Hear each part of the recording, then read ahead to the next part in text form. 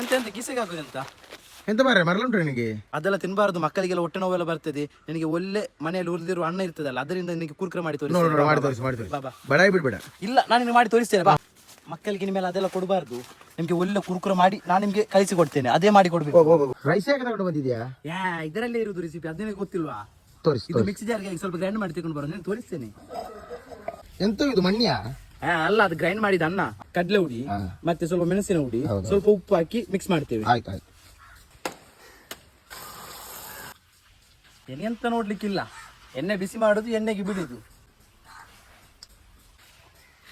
ಅಷ್ಟು ರೆಡಿ ಉಂಟು, ಎಲ್ಲ ರೆಡಿ ಉಂಟು. ಬಾಬಾ, ನಿನಗೆ ಪೂರಿ ಪೂರಿ ಈಗ ತಿನ್ನಿಸುವುದೇ.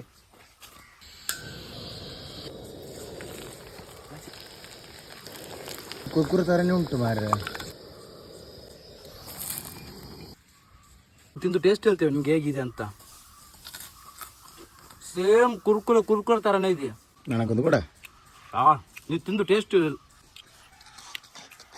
ಕರ್ಕೂರಿದೆ ಮಾರ್ರೆ. ಮತ್ತೆ ನಾ ಹೇಳಿ ಸೇಮ್ ಕುರ್ಕುರೆ ಮಾಡಿ ಕೊಡ್ತೇನೆ ಅಂತ. ನಮ್ಮ ರೆಸಿಪಿ ನೀವು ಟ್ರೈ ಮಾಡಿ ನಮ್ಗೆ ಕಮೆಂಟ್ ಅಲ್ಲಿ ತಿಳಿಸಿ ಹೇಗಿದೆ ಅಂತ. ರೆಸಿಪಿ ಸಖತ್ತಾಗಿದೆ, ಕಮೆಂಟ್ ಅಲ್ಲಿ ತಿಳಿಸ್ಬೇಕಂತಿಲ್ಲ ಬ್ರೋ.